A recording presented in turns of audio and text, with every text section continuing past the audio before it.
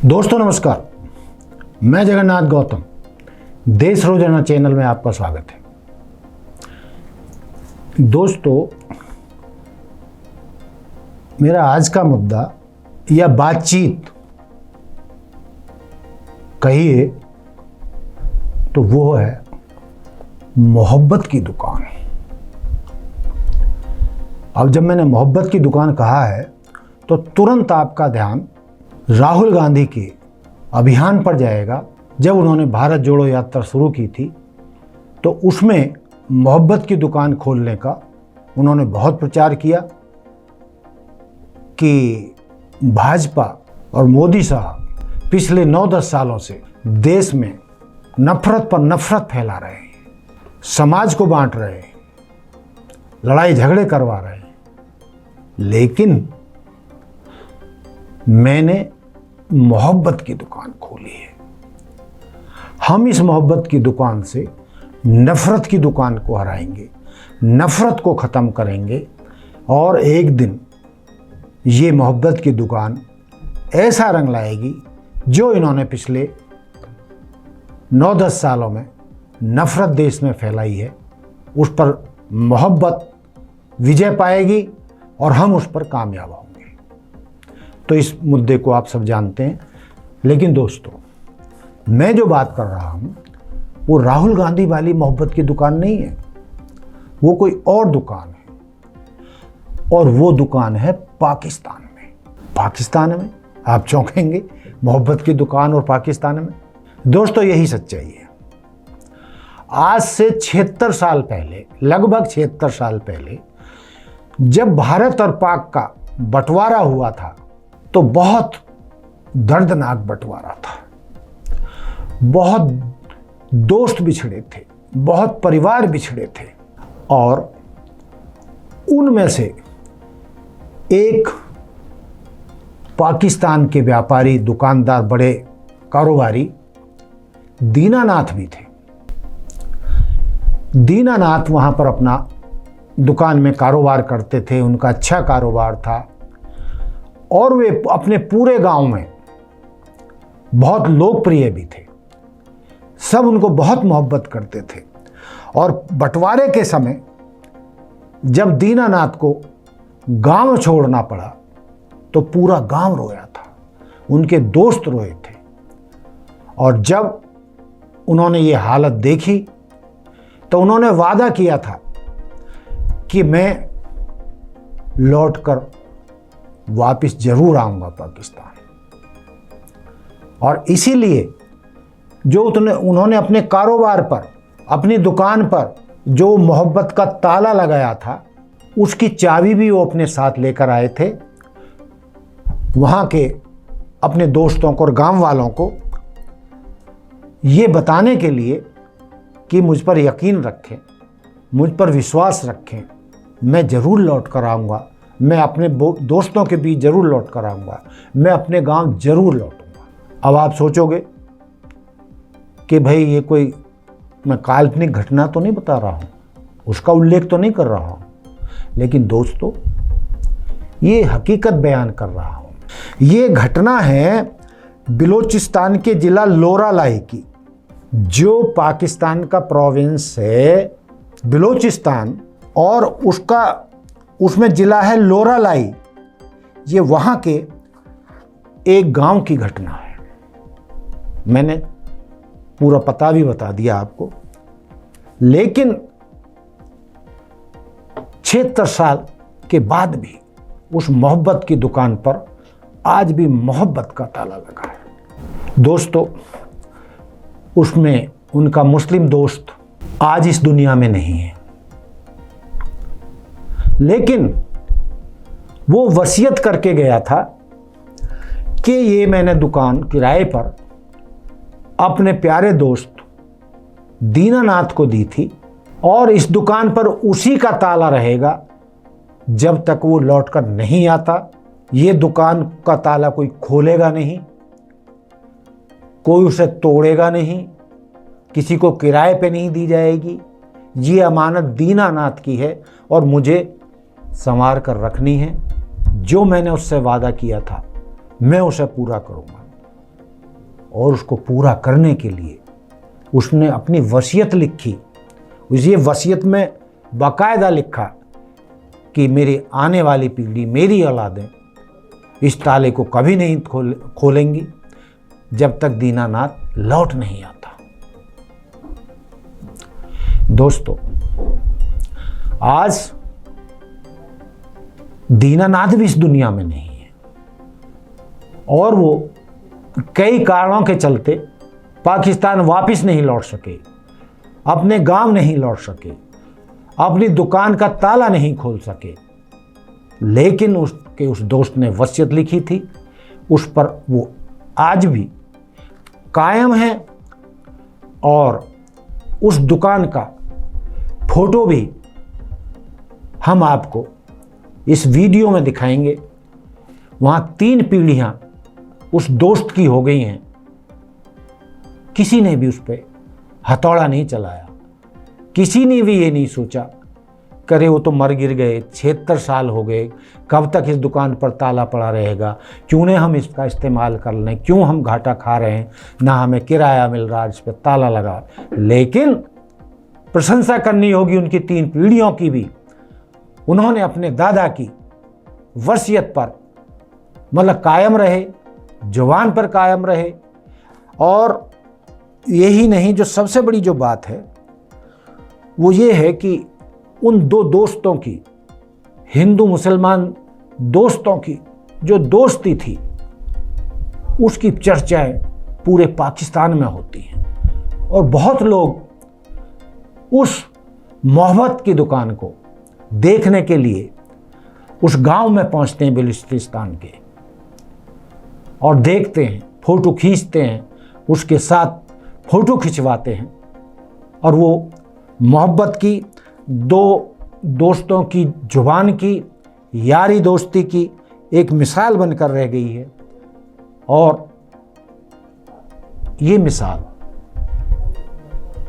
उनके लिए भी उन यार दोस्तों के लिए, कथित यार दोस्तों के लिए भी एक मिसाल कायम हो सकती है, जो अपने स्वार्थों के लिए दोस्ती करते हैं और जैसे ही स्वार्थ पूरा हुआ दोस्ती तोड़ देते हैं, रास्ता बदल लेते हैं। ऐसे लोगों को दोस्ती के असल मायने भी नहीं पता होते। दोस्तों, मेरा ये मानना है, बहुत लोगों को मानना है, लाखों करोड़ों लोगों का मानना है कि जो दोस्ती का रिश्ता होता है उससे बड़ा कोई रिश्ता हो नहीं सकता। माँ बाप के अलावा, परिवार के अलावा जो दुनिया में सबसे बड़ा और विश्वसनीय रिश्ता होता है वो दोस्ती का होता है। और काश आज के दौर में भी ऐसी दोस्तियां हों, स्वार्थ पर आधारित दोस्ती ना हो, स्वार्थ से बहुत ऊंची हों और ऐसी मोहब्बत की दुकान यार दोस्तों के बीच में हिंदुस्तान, पाकिस्तान में हर जगह खुली रहें। ये मिसाल दोस्तों की दी जाती रहें। क्या कहते हैं, ये दोस्ती की भी मिसाल है, मोहब्बत की भी मिसाल है। और वो कौन सा गाना, ए मोहब्बत जिंदाबाद, ए मोहब्बत जिंदाबाद। तो ऐसे दोस्तों की भी कमी दुनिया में न थी न है। लेकिन आज की बाजारू समाज में जो बाजार आधारित हो गया है, दोस्ती भी बाजार आधारित हो गई है, दोस्ती भी स्वार्थों पर आधारित हो गई है। उनको ऐसी दोस्ती से, जुबान से, ऐसी मिसाल से सीख लेनी चाहिए और अपने दोस्तों के साथ एक ऐसा दिली रिश्ता होना चाहिए जो स्वार्थों पर रहित आधारित ना हो। दोस्ती वो होती है जो एक बार हो जाए तो वो टूटने के लिए ना हो। ये दोस्ती 2 लोगों में ही नहीं, 2 मित्रों में ही नहीं, ये 2 देशों में भी हो सकती है। काश हमारे राजनेता समझ से काम लें और पहले समझ से काम लिया होता, स्वार्थ ना रखा होता, धर्म की राजनीति आड़े नहीं होती, तो हमारे देश के 2 टुकड़े ना होते, भारत पाक का बंटवारा ना होता, उसमें क्या कुछ हुआ, कितना नुकसान हुआ, कितनी जानें गईं, मैं उस पर फिलहाल इस मुद्दे पर चर्चा नहीं करना चाहता। लेकिन यदि उस टाइम भी इस तरीके के दोस्त होते, राष्ट्रीय स्तर पर दोस्त होते, अपने देश के प्रति मोहब्बत की दुकान की सोच रखते, तो दोस्तों भारत पाकिस्तान का बंटवारा नहीं होता और दीनानाथ 76 साल बाद भी अपने दोस्त से नहीं मिल पाया। उसकी कड़वी यादें साथ लेके इस दुनिया को दोनों दोस्त चले गए और भारत पाक में आज ऐसे रिश्ते हैं कि हम चाह कर भी एक दूसरे से मिल नहीं सकते। बहुत लोग हैं, हजारों लोग हैं जो यहाँ से पाकिस्तान गए भारत से, उनकी यादें भारत से, शहरों से जुड़ी हैं, अपने गांवों से जुड़ी हैं। वो अपने गांव की जन्मभूमि की मिट्टी को चूमना चाहते हैं, भारत में लौटकर उसे देखना चाहते हैं। लेकिन राजनीतिक माहौल ऐसा नहीं है कि वो अपने गांव हिंदुस्तान में लौट सकें, अपनी जन्मभूमि की मिट्टी को माथे लगाकर सजदा कर सकें। उसी तरीके से भारत के बहुत सारे लोग जो दिल्ली, एनसीआर, पंजाब में खासकर इस इलाका में बहुत ज़्यादा हैं, उनकी भी ऐसी ही यादें पाकिस्तान के साथ जुड़ी हुई हैं। पाकिस्तान के सिंध, बलूचिस्तान, पंजाब आदि सभी जगह से जुड़ी हुई हैं, जो जहाँ से लोग आए थे, दिल्ली, एनसीआर, फरीदाबाद, गुड़गांव, हरियाणा, पंजाब, ऐसे लोग लाखों लोग भारत में हैं जिनकी यादें पाकिस्तान स्थित अपने गांवों से, शहरों से, दुकानों से, व्यापार से जुड़ी हुई हैं। तो दोस्तों आप सब ऐसी दोस्ती की दुकान, मोहब्बत की दुकान हर जगह खोलें। भारत और पाकिस्तान ऐसी मोहब्बत की दुकानें खोलें, हम सब एक होकर रह सकें। भारत के लोग पाकिस्तान घूमकर आ सकें, पाकिस्तान के लोग भारत आ सकें। हमारी यादें एक हैं, हमारा इतिहास एक है, हमारी जुबान एक है, हमारा खान पान, रहन सहन सब कुछ लगभग एक है, हमारा डीएनए एक है। और हम अलग हैं तो केवल नेताओं की नेतागिरी के कारण, गलत फैसलों के कारण, गलत राजनीतिक फैसलों के कारण। तो दोस्तों आशा है कि आज आपको ये मेरा मुद्दा अच्छा लगा होगा, मेरी बातचीत अच्छी लगी होगी। और मैंने बात उठाई थी राहुल गांधी की मोहब्बत की दुकान से, लेकिन जैसी मोहब्बत की दुकान राहुल गांधी पूरे देश में खोलना चाहते हैं, ऐसी ही मोहब्बत की दुकान आप सब अपने दोस्तों के साथ, अपने रिश्तेदारों के साथ, गांव-गांव, घर-घर, गलियारे में, मोहल्ले में, सेक्टर में, शहर में, प्रदेश में खोलें। क्योंकि एक मोहब्बत ही वो रास्ता है जो हमें असली जीवन जीने की रास्ता दिखाता है, कड़वाहट से दूर रखता है, नफरत से दूर रखना है और जीवन का असली आनंद हमें प्राप्त कराता है।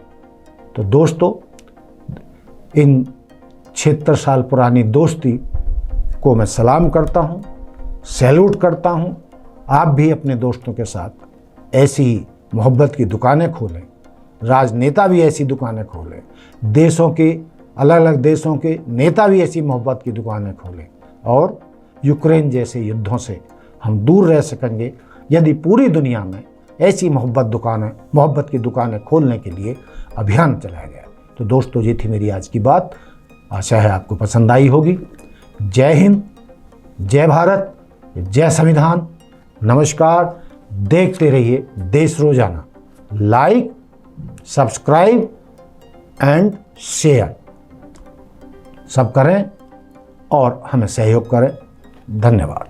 हमारे साथ जुड़े रहने के लिए देखते रहिए देश रोजाना का YouTube चैनल सब्सक्राइब कीजिए। साथ ही देश रोजाना की खबरें सबसे पहले देखने के लिए प्रेस कीजिए बेल आइकन।